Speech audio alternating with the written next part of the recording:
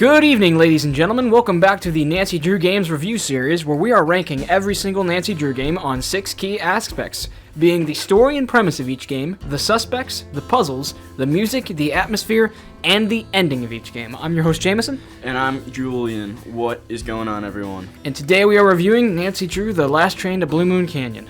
Now, first things first, I wanted to go ahead and clear up, we are skipping Secret of the Old Clock for now, because we've been having trouble getting our computer to download it. There's some sort of file, and we can't get it digitally, we can't get it off our disk copy of it, but we wanted to make sure that we play every game thoroughly before we make a valid review of it, because we want to make sure that we have updated and new opinions of it. So, we're going to be jumping into the review now for Last Train to Blue Moon Canyon, which is the 13th installment in the Her Interactive Nancy Drew game series. This one is widely regarded amongst the community as one of the best games, and I gotta say, I love it too. Every single one of these 6 factors we use to rank games, this game more than excels in. And there's a couple very notable things that this game brought to the series that I loved.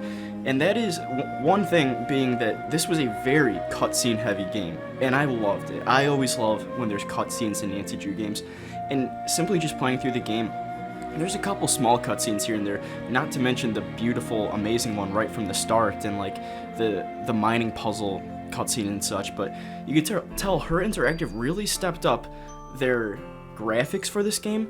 Their cutscenes, so much work went in this compared to the predecessors, and I gotta say, it's one of the most notable things about this game. I'd say from this game up, you start to see a lot more cinematics in the Nancy Drew series. And one other great thing about this game, not to jump into characters already, but we finally get the Hardy Boys.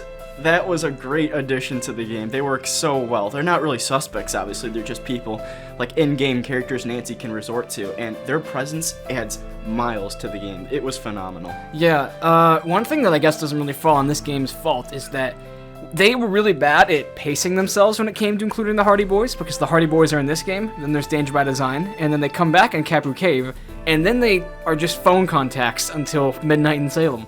Her Interactive just kind of like burnt out on having the Hardy Boys join you pretty fast. I mean, to be fair, there are other games coming where you get to hang out with like Bess and George and stuff like that, but the Hardy Boys didn't see an appearance for like the next 15 games or so. So that being said, just touching base on the things that stick out, such as cinematics and, well, the Hardy Boys' presence, let's just jump right into the story and premise. And this game starts off with a bang. So, Nancy is invited by this celebrity woman named Laurie Gerard. She's kind of just... We'll get into her in Suspect. She's a real piece of work. She looks like a Barbie doll. She talks like a Barbie doll. Mm-hmm. Don't be fooled, she is a Barbie doll.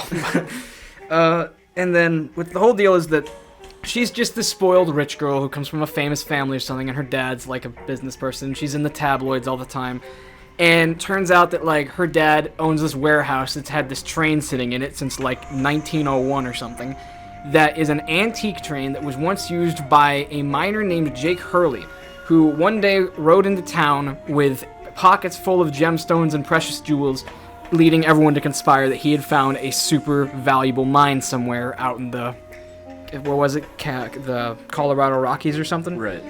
And so... Using the money that he made from his secret mine, which nobody knew the location of, Jake got himself a custom-made train, married a French woman named Camille Voulet, got himself a trusty engineer, and they would set out to the mine in all seasons of the year and just take away as much as they could. Until one day, his train was found rolled to a stop dead in Blue Moon Canyon, with no one in it but the engineer, who had died of a heart attack or something. And so nobody knew what happened to Jake Hurley. It's easy to assume he's dead because he's been missing for over 100 years. But the whole idea of the game is that Laurie, for publicity or just for clout or whatever she wants, is calling together all these cool, high-profile people. She calls Charlena Purcell in, the romance novelist, which she really just does because she likes her books. She calls in Tino Balducci, famous TV police detective, who is a notorious idiot in the franchise. John Gray, TV ghost hunter, and then Nancy Drew and the Hardy Boys. Whoops. And she calls in the Hardy Boys, and she claims that her dad and their dad go back a long way. What was the Hardy Boys' dad's name? I'm trying to remember from the book. Was his name I can't Bill? remember Richard? now. No, those were their friends. I can't. No, Chet. You remember Chet? Yes. Oh my god, Chet was the best. God, I gotta read those again. The Hardys get invited because their dad is a friend of Laurie's dad, and then the Hardy Boys finagle their way to get Nancy involved too. And then, I guess, Fatima counts as a suspect, but we'll just, pretend she doesn't exist. But, otherwise, yeah.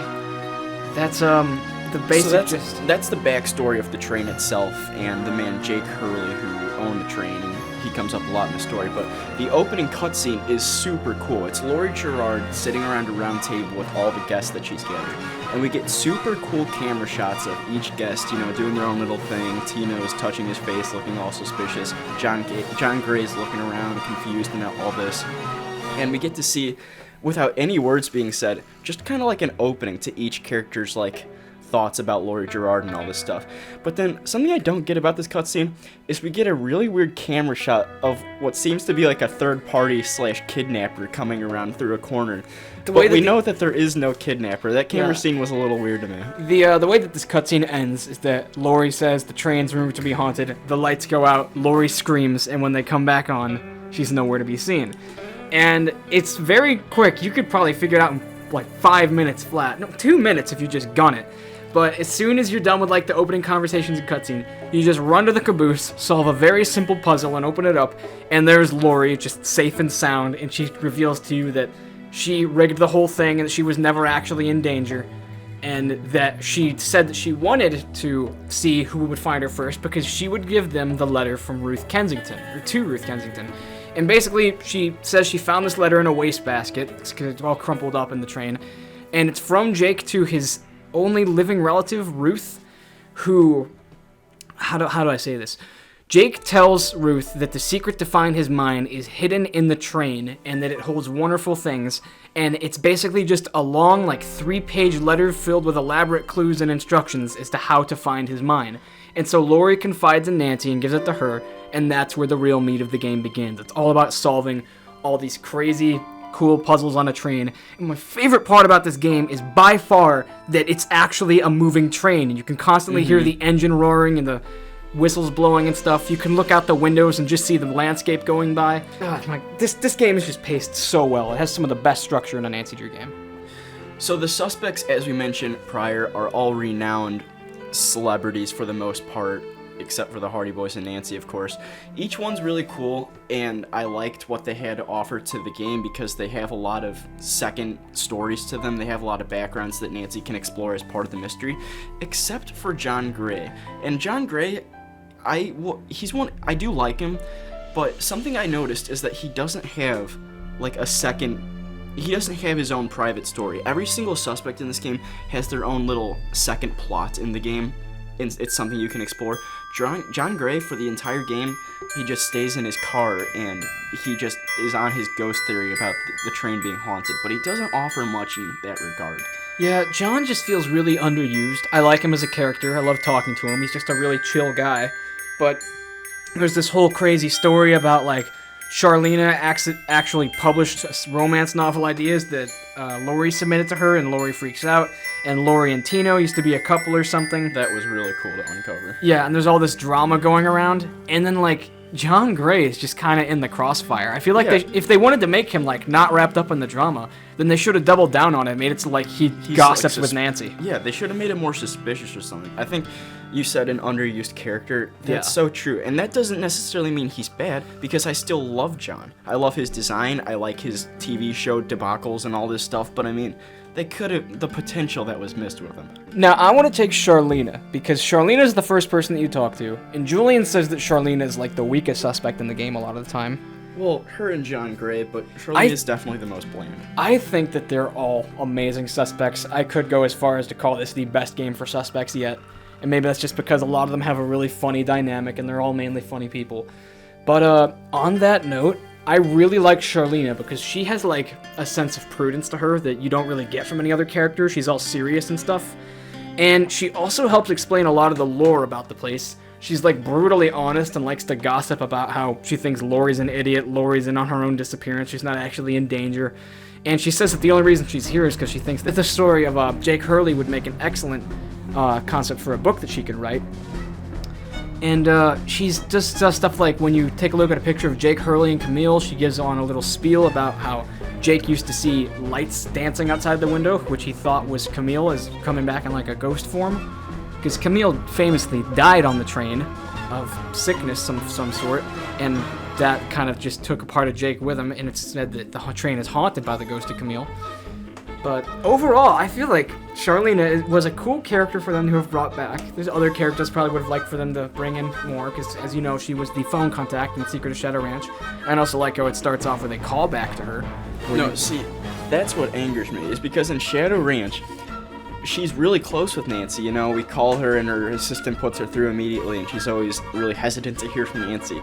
In this game, in a sentence or two, we get that wrapped up. Nancy asks if you remember me down in Shadow Ranch. We work together. She just hits you with the simple no. And I didn't understand that. Why couldn't her interactive have had like a cool interactive story that Charlene and Nancy could have engaged with? That would have made it seem like she couldn't have been the culprit, though, if she was like all buddy-buddy with Nancy, like, hey, we've worked together before. We always have buddy-buddy suspects that end up being culprits. That's the thing. But, alright. I don't know. I just feel like that could have... Charlene's character is fine. I just would have liked a little recognition to the past. These characters have a backstory together. It would have been nice to reference that. Now, the man, the myth, the legend, Tino Balducci. This was a great character for them to bring back on White Wolf of Icicle Creek. Yeah, I think it'd be amazing if they just doubled down and brought him back again. He's one of those characters you want to come back. He's great. Tino is a world-class idiot. His story is that he's a police detective. Don't know how he got there, but he did. And I think that the story is that he was in like a drive-thru to a chicken restaurant and accidentally rear-ended a car. And these two guys came out and like started giving him crap about it. And it turns out that they were two bank robbers on the run that he was looking for. And so he just pulled a gun and made the arrest, and all they had to defend themselves was a plastic chicken knife. And so... Yeah, great backstory there. Yeah, and so Tino got so much hubris. He has got, like, insane clout. Everyone loves him. Lori has, like, a huge crush on him, and they had, like, their own little fling in the past. And they're perfect for each other, because Lori and Tino are, like, two of the most stupidest suspects in the entire franchise. But the second storyline of how they had to break up, I really enjoyed exploring that. Yeah. And especially tricking Lori into confessing that they were a thing. Same way you do with Mary, Ozzy, and Tex. Yeah, Nancy likes to pull that card. It always works.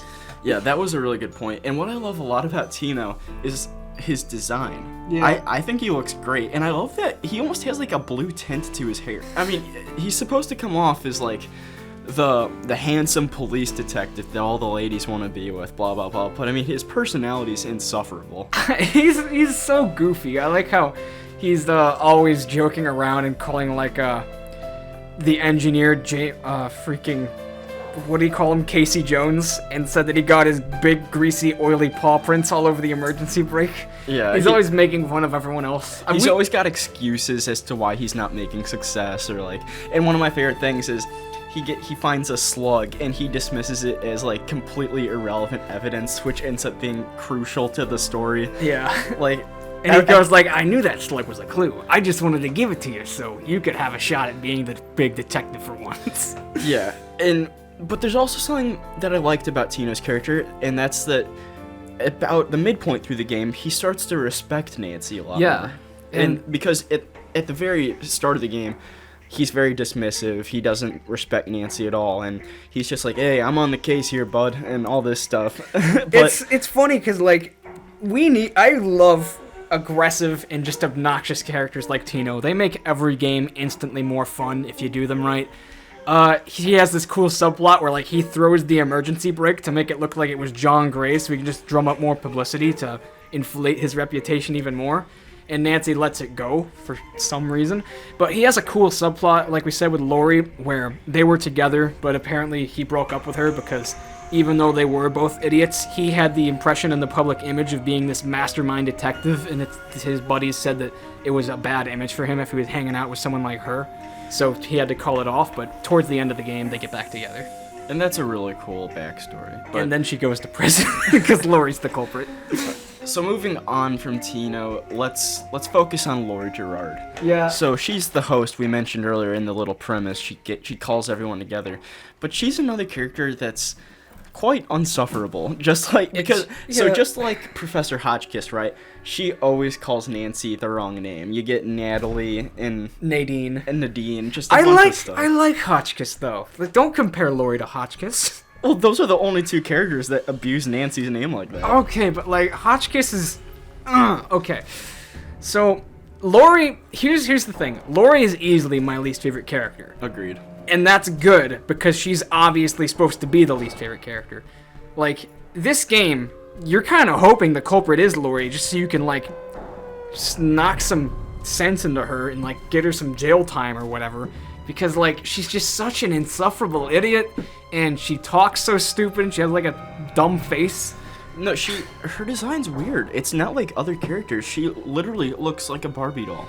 I think that was just part of the whole thing. She's supposed to be like some sort of Hollywood blonde plastic surgery character. I guess so, but I mean, yeah, she's not that fun to talk to, but she still adds a lot to the game at the same time. Yeah, man, this game just had grade A suspects. And then I think we should talk about the Hardy Boys. And oh, the Hardy Boys, it was so great to finally have them because they're phone contacts they've been phone contacts since Secret of the Scarlet Hand, I think. Yeah, and Nancy always has to reference them and ask them for clues and everything, and they also do their own investigations and all this stuff, and it's great to finally just have words with them and everything. Yeah, Frank and Joe just have a cool dichotomy where Joe is just like kind of an idiot too. He's always just goofing around, and Frank is more level-headed and serious, and it's kind of implied that Nancy has a crush on Frank, and she can like ask Bess and George over the phone which one she thinks is the cutest.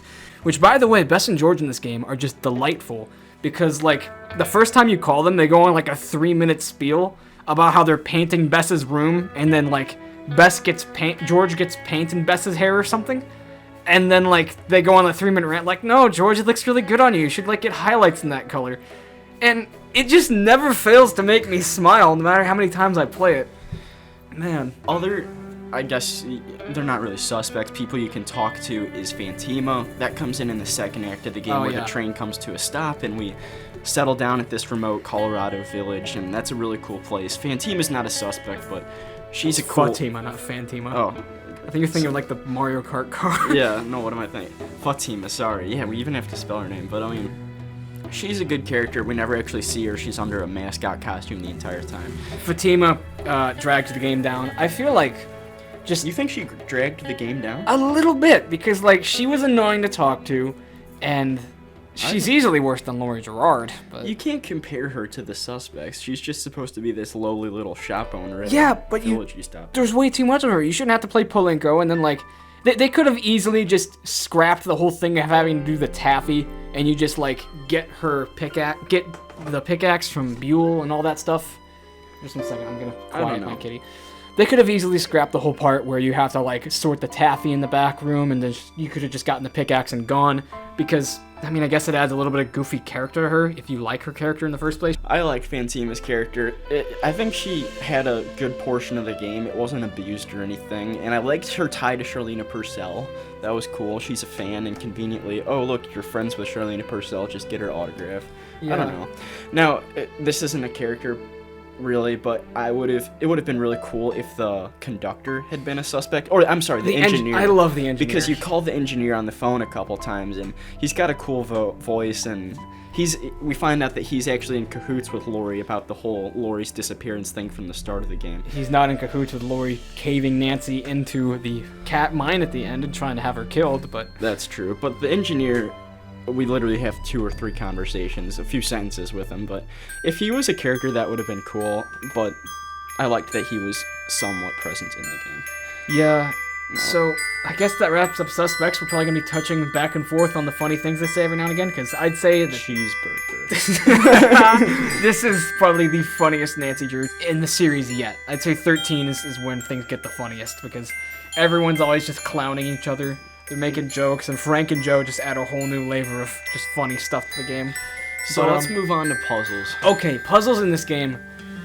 I think that this game was really, really good in just about every aspect, and the puzzles is no exception.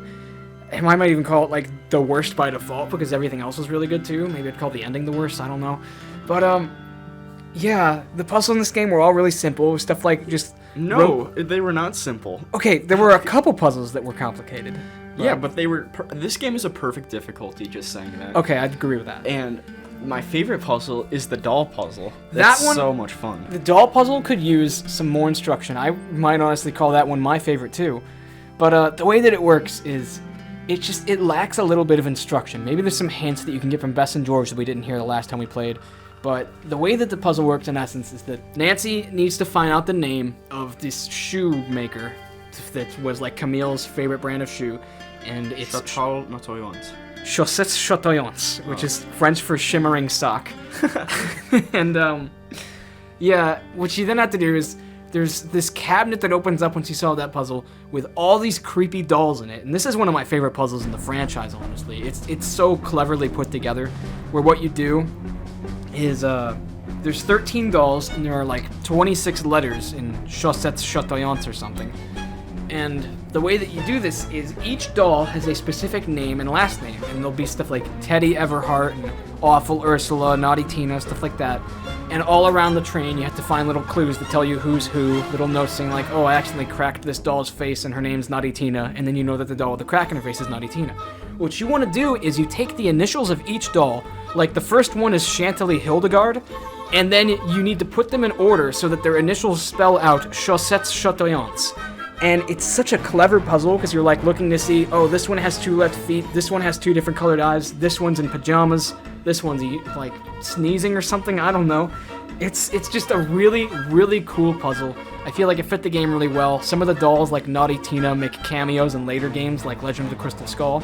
She's the creepy one that just teleports onto Renee's rocking chair in her bedroom. But man, it was just a good puzzle. It was so gratifying to figure out, and we did this one legitimately. This is one of those games where we solved it like completely legitimately when we did our playthrough of it. And that's just such a good feeling when you can solve a game on your own by just using the resources in the game.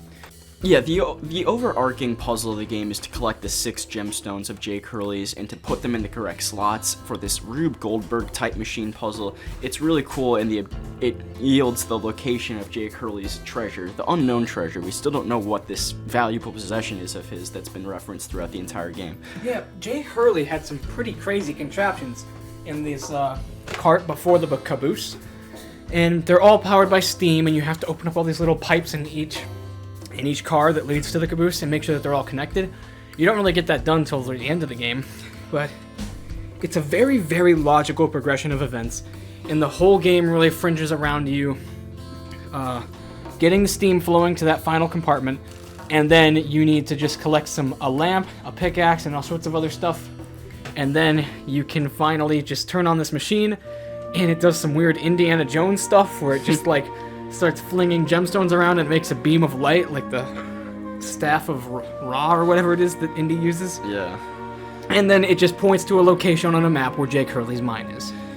That was a really clever puzzle and also just an amazing That was a really cool puzzle and also just an amazing cutscene. A couple other puzzles, one that is very repetitive in this game is the pipes puzzle. They get harder and harder. There's about 4 different puzzles where it's a cliche Nancy Drew puzzle, just organizing pipes so that they flow correctly. There's a couple of that open up different... Wait, what do the pipes do? The pipes connect the steam from the engine all the way through the carts so that they get to the final place, and then that powers the machine. Right. Other puzzles I enjoyed, there's a lot of slug puzzles, and that's kind of like an interesting thing. There's a scale that's in the back of one of the train cars. It's kind of a difficult one to describe. Yeah, there's not really much to describe. It's just like basic mathematics, and you just need to like balance the slugs on a thing and get certain numbers of weight, whether it's negative or when you positive. Hit certain numbers, different parts and little compartments of the train open up that reveal inventory items and things you use to progress, and that was kind of a cool thing that was reoccurring. I don't understand how you do John Gray's little puzzle box that was in his cart. So John Gray's little puzzle box to get the duct tape. It's a box that opens with a key, but he lost the key, so you can also open it with a puzzle on it. It's of that old riddle about the shepherd that has 3 animals with him, and he has like the wolf, the cougar, and the turkey or something. Yeah, the peacock. When we were playing this game, apparently Jamie just knows this story verbatim, and yeah, I had never heard of it before. It's an old riddle where he needs to get all 3 animals to cross the river, but if he leaves, like, the cougar and the wolf together at the same time, then the cougar will eat the wolf or something. or then the wolf will eat the cougar, and if he leaves the cougar and the peacock together, then the peacock will eat the.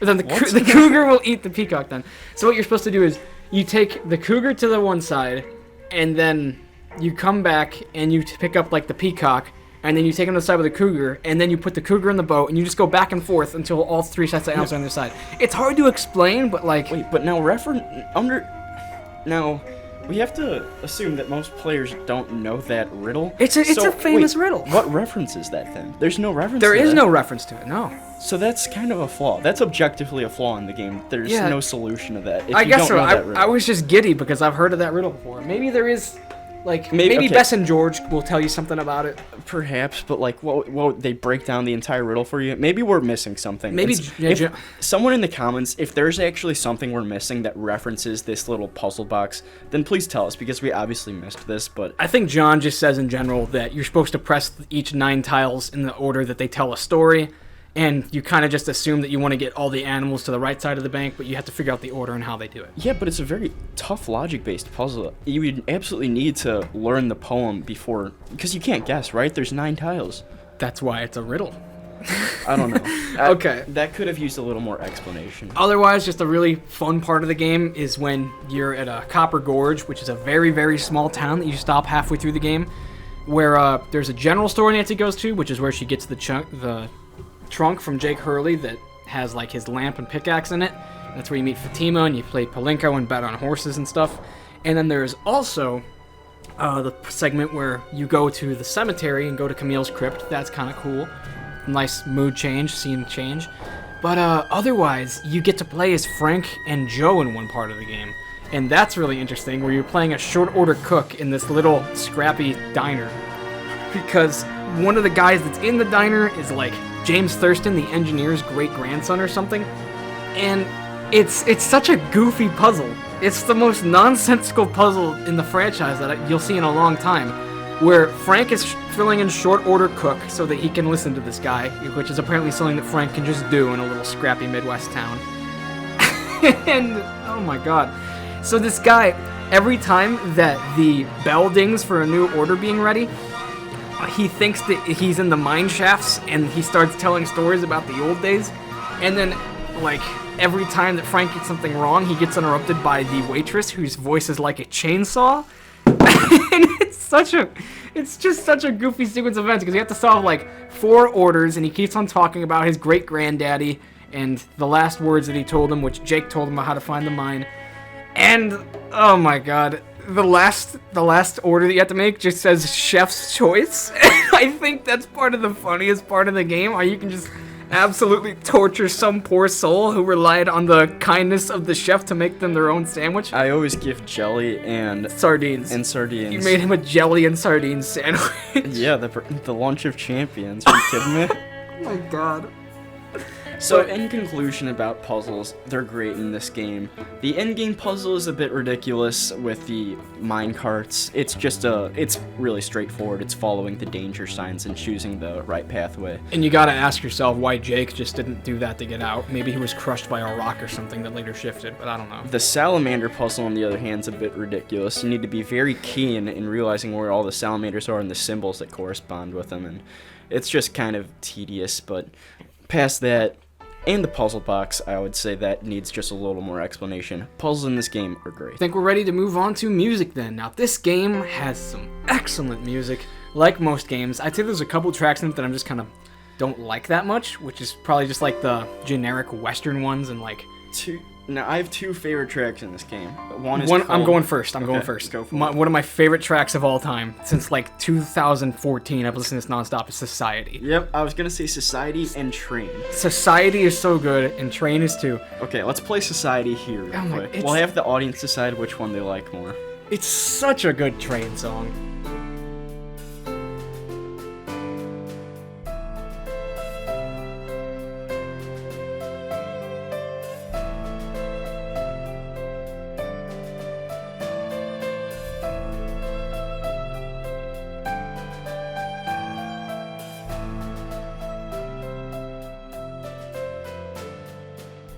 So Society plays the most in the game. but it never gets old. It's beautiful. Yeah, it's such a nice piece. I'd call that on par with like the sleuth theme from Danger on Deception Island. Kevin Manthe sincerely outdid himself with this game. Oh man. And now, just to get another comparison, I'm gonna play Train right here. Hold up, let's play like the soft version of Train, and then like the cool Victorious version. Because this song appears 2 different times. Often you'll just hear it as like a soft whistle that plays in the background, and with a bit of strings in it. And then whenever you make a big advancement in the game, notably when you finish the gemstone puzzle and have the cool cutscene with all the gemstones making the light, then you get the triumphant version, and that is just a banger.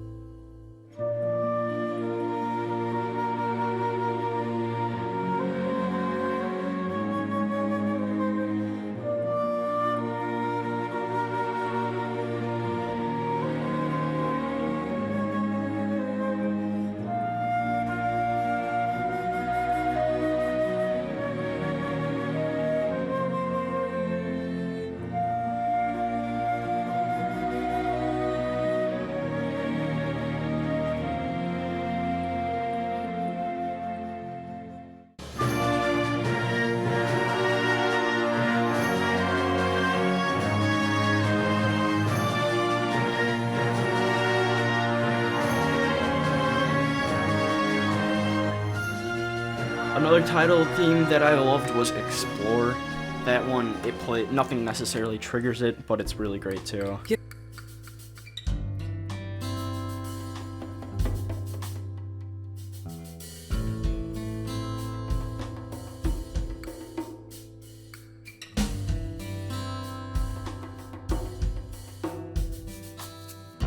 Overall, I mean, you referenced something you don't like. What music do you not like in this game? Okay, there's like this one that almost sounds like it's a danger track or something. That's It's like called Tension, I think. Tension. That's what it is. I know what Yeah. you're talking about. And this just sounds like there's an occasional gunshot at one point of it, or just like a crack of a whip or something. And it's just kind of like not fun to listen to in comparison to everything else. The danger theme, which only plays during the minecart challenge, is a pretty good one. It's almost kind of sounds like the final scene danger music. And it's got just like a cool, intense flute, and there's like some hustling fiddles in the background and stuff like that. Now, the music is very leisurely in this game. Almost all the tracks share the common theme of being like a western slow tight beat, but they're just perfect. I don't know. Yeah, this game, one thing that I think is really notable about it is that it has a very, very leisurely and lazy and laid back feel to the music.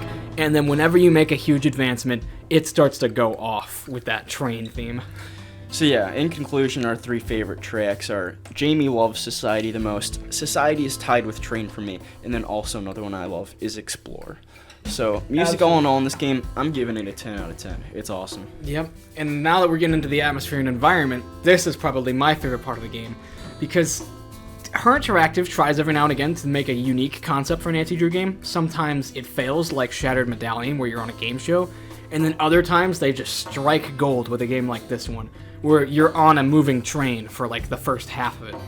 And so the game obviously is confined to the train for the most part. You do take that little break in the village, which was very welcomed, and I love the atmosphere there too.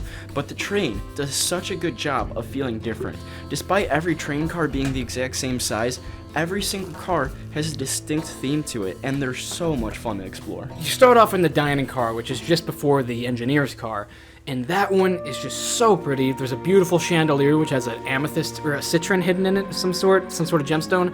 This is where the opening cutscene happens. It's a beautiful dining table. There's a little kitchen with a stove that you have to open up and a little old-fashioned phone where you can talk to the engineer. And then there's a little bar, too, where Charlena sits with her computer and writes her story because she's on a deadline. And then you go into the next car, and it's the sleeping car. This one was very underused. You couldn't go into anybody's private sleeping quarters and look around, which I think would have been a cool part of the game, but I guess they just didn't feel like doing that. There's an emergency brake in there, which gets pulled at one part of the game, which makes for a very interesting subplot. And then there's also just a little sunflower puzzle which you can solve for like the lead or lead is the key letter. Yeah. Then next is Camille's car, and that's where John is. You want to take Camille's car? Yeah, Camille's car I was going to say is probably my favorite room in the game. I think it's because John Gray just adds a fun little sci-fi aspects because Yeah, you walking like around Camille's car that much? Yeah, I like the puzzles, I like the poem, the piano in the room. It even has the nice puzzle box, sure. But John Gray, the closer you get to him, the louder these little sci-fi ghost hunter noises are. And I kind of He's got all these machines set up. Yeah, he's got a bunch of high-tech stuff, reading wave frequencies and such. Yes, piezoelectricity. Yeah. But overall, it's just very well done. There's not much else you can say about it. So Tino's car, it was originally Jake's car, and it's got a little desk in it. He's got a globe, he's got a periodic table of the elements and all sorts of cool stuff. Sometimes I wonder if that periodic table is like outdated and not all of the elements would have been discovered by the time he was around. But that's just something that bothers me sometimes. I never really considered that. Yeah. And he's got this little cigar box with a cool color lock on it that you figure out how to use later on. And then the lock breaks off and you use it to open up other things throughout the game. It's just a really useful tool that you have to use for a lot of puzzles. But I think that Tino's car could be my favorite. Really? Yeah, I like the color scheme. That to me is the place where the society theme plays the most. It's just a really cool place. Tino's probably my favorite character, so it's just nice to have him there.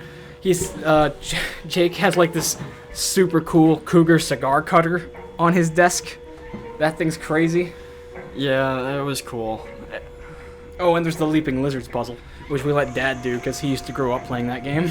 The next train car is the puzzle type car where we. Yeah. It's the Rube Goldberg, like the. It's not a Rube Goldberg puzzle. It's just like the gemstone puzzle. Yeah, there's like this one dresser that has. Alright. There's this one dresser in this compartment, which is very notable because it has like 4 different drawers in it, and you get to go through every single one. And whenever you're starting off a Nancy Drew game and there are 4 different drawers you can go through, it's always just kind of a blast because you know you're going to get a whole bunch of items in your inventory, and you do get stuff, whether it's just like little letters that are important to note for puzzles later on and stuff like that, or if you find like slugs, which you do in this game. And then the rest of the puzzles in this room don't really become relevant to the end. And then you finally reach the caboose, which looks like it was where Camille and Jake had their own little lounge. That's where you find Lori. It's a very purple room. It's got really sleepy colors in it. This is where the doll puzzle is. It's where you find the special custom-made tool. It's like a socket wrench of some sort that Jake would use to undo some of the covers on the carts. It's overall just a really cool place as well. Wait, is this the caboose or the front? That's the caboose. Okay, that's why. If it was the front, then that's where the engineer would be. I know. I was having a brain fart for a second. Yeah, it's the caboose of the car. It's the caboose cart, and that's where Lori is. And it has a very fitting purple theme to it. And you know, a lot of people associate purple with royalty, and Lori Gerard is kind of like the epitome of thinking she's royal. So I think that was intentional that they made that car purple. And Lori Gerard also wears purple/pink. It just kind of coincides with her stuck-up ideology. So as far as other locations in the game go, Copper Gorge is cool, I guess. The general store is a fun place to snoop around. I cannot stand Fatima, but she's kind of funny sometimes. She's just like, oh, my cousin Albert went to junior college. He's a genius. There is this little cemetery with a creepy caretaker who drops the key down the grate to Camille's crypt. And he knows about her and says like, ah, yes, what a beautiful crypt. Whoever buried her must have really loved her. He's got a creepy voice. Yes, he does. And he's kind of quiet, too. It's hard to hear him the first time. And then there's like a cool cinematic where Nancy's exiting the general store and Frank and Joe come inside and go, hey, Nancy, we found the James Thurston's dude. And so Nancy goes, oh, I see. You guys went to the diner because Joe needed to stop to get a hamburger. And then the game just gives like an extreme close-up on Joe. And he just looks at Nancy with the most passive-aggressive voice and tone and just goes, cheeseburger. And you found that out when you stopped there so Joe could get a hamburger. Cheeseburger.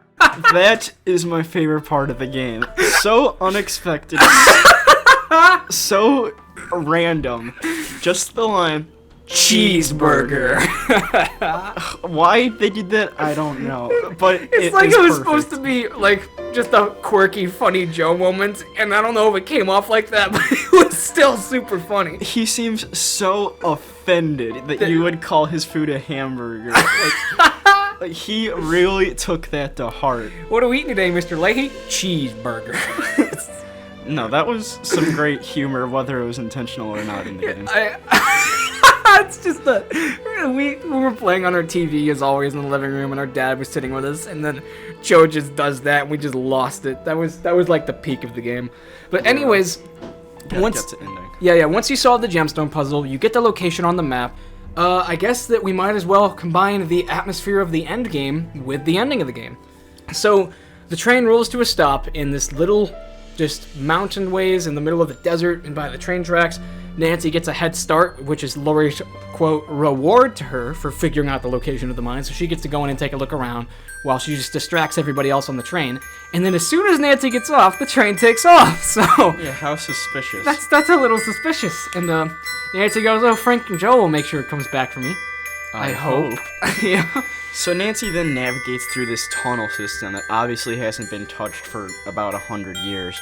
There's a puzzle that you have to pay attention to where there's these different colored salamanders, and each salamander kind of corresponds with...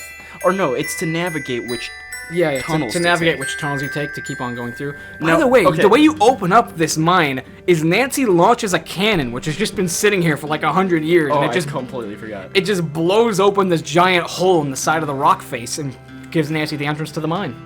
Okay, this salamander puzzle, though, is completely absurd. What the heck is the logic behind it? Yeah, Nancy's the little gold, the little colorful compass dial thing that Nancy got off the cigar box, and then she uses it to open Jake Hurley's trunk. It's like magnetized to the salamanders. Or something What like that, the yeah. heck? It makes no sense. It's a goofy puzzle, but it's not like they really cash in on how goofy it is and double down like they did with Are they magical salamanders? What the Yeah. heck?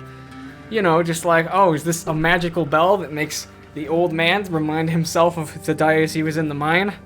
I don't know. It's a goofy puzzle. You can eventually come to a part where there's like some planks holding up the ceiling. That puzzle sucks. I have never beaten this game without crushing myself to death in that. And no matter how many times I try to look at what symbols I need to pull out, you have to pull them in a special order. I think it would have been better if you just could pull out the 4 planks regardless of the order. But still, it's a puzzle. It's a tedious one, but I mean, getting past that, then you're in the true end game, which is finally uncovering not only Jake's dead skeleton body, but his treasure in his skeleton hands. Yeah. So, Now, this was such a unique and cool treasure. I am so glad they didn't take the gold route or the... like they did in the past, 3 games now? Yeah, this was amazing. Jamie, get into the treasure. Okay, so the way that... There's a whole lot of foreshadowing that's really, really cool in this game where, like, a little ways into the beginning of it, Frank and Joe find a letter written to Jake from your friend, Samuel Clemens. And then, like, that turns out to be Mark Twain, Obviously as everyone Mark knows. Twain, and then- Joe doesn't know it's Mark Twain. He goes like, oh, what's the big deal, guys? It's not like it's a letter from Mark Twain or anything. And then everyone just stares at Joe and they never tell him. It's just another instance of great humor provided by the Hardys in this game. Yeah, but anyways, you just figure out that, like, Jake Hurley got to be friends with a lot of people because he was just such a friendly guy and he had a knack for making friends. And there was one part where you open up the cigar box and I think that there's like a letter from Thomas Edison or something.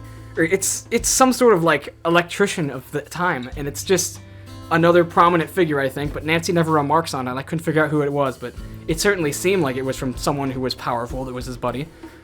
I don't know, maybe Thomas Edison copyrighted his name too and they couldn't say it was him. But in Jake's skeleton hands, he has a letter that was, I don't know if it was never opened or if it was, but it is a letter from Abraham Lincoln writing to Jake as though he's his buddy, written on the day that he was assassinated. Abraham Lincoln was assassinated. Yeah, not Jake. But That it was is- written from it was like Ford Theater stationery too.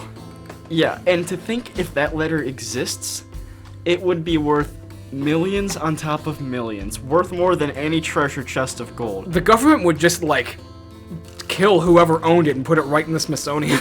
That is an amazing concept for a treasure. Yeah. And it's my favorite instance of treasure in any Nancy Drew game, by far. So I- unique, such a cool route that they took. And obviously, yeah, it has the monetary value way more than any real box of gold could have. And I've never really thought about it, like the treasures that are balanced in Nancy Drew games, but that is definitely up there. It might be my favorite too. And so Nancy reads the letter and she remarks about how crazy it is. And then like Laurie comes in, does her culprit spiel, and She talks about how she's gonna take all the fame for uncovering Jake Hurley's lost You see- treasure and that she's gonna leave Nancy for dead. The most annoying thing in this game is that Laurie could have just walked. She could have had the letter, she could have had the fame and her publicity, but she was just too greedy and she said, oh my gosh, What if there was, like, some sort of cave-in or something, and I was the only one who made it out because you did something stupid, and I would be so heroic, and people would say I was brave and smart and courageous even. And then she kicks out a plank and gets Nancy stuck in the cave with the skeleton Jake, just so she can get her publicity. Yeah, that was stupid, and in my opinion, what makes the ending... see, when I think of the ending, I don't associate the awesome treasure with how the ending ultimately gets ruined by Laurie's horrible decision-making. It was just, like, such a stupid motive to leave Nancy for dead. She could have been equally as rich, and I'm sure Nancy could have bartered with her to say that she was helpful in uncovering the mystery, but... You know something? Is that, I think that this game would be just as good, if not even better, if they just had no culprit, and it was just solving the mystery of what happened to Jake Hurley. That would be cool. That'd be a bold decision on their part of having a game with no real culprit, which I guess they do a couple times with, like, just twists, like, oh, everyone was in on it, or no one's going to jail because it was a little girl. But if they just said that this was just a treasure hunting mystery game, I'd be cool with that. Yeah. That would be a twist I wouldn't expect. I think that would actually make the game better, in my opinion, but... But yeah, Nancy finds this tunnel with a minecart in it that makes almost no sense why it exists there, because Jake could have just taken the minecart to escape. Maybe he killed himself, I don't know. But that would have been a sinister plot twist. Yeah. But anyhow, Nancy just has to, like, go in this Temple of Doom minecart and just steer it from left to right while there's danger signs. And then eventually she comes crashing out the side of the mountain right behind Laurie, and then smashes into her, and she, like, falls in a pile of mud, and Nancy catches the letter. The Hardy Boys just come out of nowhere. Laurie is just sitting in a pile of mud, and she says something like, "Curse you, Nancy Drew," and then the endgame letter begins to read. And I gotta admit that I like the whole Frank and Joe arrive on the scene of the crime, Nancy gets the letter, Laurie is just sitting in a pile of dirt, and she says, "Curse you, Nancy Drew." That's a better way to end it than just, like, Andy Jason gets hit in the head, does a 360, and says nuts. Yeah. In the letter, they clear up how everything worked out, and, like, Charlena and John Gray get into a crazy fight at the train station that takes away all the publicity from Laurie, which is just kind of like her getting her just desserts, that nobody even cares that she did all this stupid stuff and she's not getting any attention. Tino comes out of it on top, and he gets back together with Laurie, even if she, like, goes to prison or has to serve some sort of a fine or something. She'd probably get out of it. She was rich. Yeah. John Gray's show got picked up by a major network, as you figure out at one point in the game, so that's kind of a cool subplot. And Nancy says that turns out that the real treasure all along was just Jake's uncanny knack for making friends. So what do you know, everybody? The real treasure was the friends we made along the way. No, all in all, from the opening letter to the ending, it was great. Wait, is there an opening letter? Yeah, there's an opening letter. It's just like, "Dear Okay. Ned, here I am at a train station getting ready to board a train with all sorts of so things." cut when I ask that question. Okay, yeah. So let's get into rating this game now. First, unique things that we can say about this game, just definitive statements. This might be the #1 game that I am most excited to sit down and play. I can sit down and play this by myself. I can sit down and play it with friends. This is like one of the best atmospheres in any game. You feel like you're in the train. If you have an HDMI cable, play this one on your TV. Because, yeah, it's a good one. It's also so cinematic heavy. Even from train car to train car, you get Nancy walking outside, navigating, and you see the train moving in the background. And there's also little clever things like Camille's ghost outside the window. Not to mention the opening scene, the amazing gemstone puzzle. Cinematics were just great in this game, and her interactive. I think they actually just got, like, a huge budget increase for this game, because it clearly shows between Old Clock and this one. Yeah, man, what am I gonna say that's gonna stop me from giving this an S? Because I want to give it an S really, really badly. By the way we do this is just A through F, A being good, F being bad, and then S is the tier where the best games are. Okay, well, don't let anything stop you. Don't try to look for something to bring the game down. Just give it what you want to give it. I think that just the biggest problem I can say about this game is that it feels like it's too short. But most of the time, when you say, "Oh, that game was too short," that means because you were enjoying it too much and it flew right by. Time flies when you're having fun, and you will have a blast playing this game alone or with friends. So, what's your rating? I thought I was going in this giving it A, but now that I think about it, I'm handing out another S. This is such an excellent game. This is Jamie's third S, and additionally, this will be my first S. No way! I am giving this game an S. It is Oh. well deserving of it. It exceeds in everything we rank games on, and I thoroughly enjoy playing it. Yeah, man, that's crazy. I didn't know you were gonna hand out an S. Overall, great game. I'd highly recommend if you're getting someone into the Nancy Drew series to start with this one. You know, yeah, this could be the #1 recommendation game if you're finding a new player and they don't care about graphics much, then this is what you'd want to give to them. Anyhow, I think that just about wraps up this review, everybody. We recently uploaded a nostalgic, no commentary long play of Last Train to Blue Moon Canyon. If you want to enjoy some cool train vibes and listen to that nostalgic track and everything, the society and all that, be welcome to do so. It's great to listen to going to bed. Vote for Holt, everybody. Vote for Holt and Cheeseburger.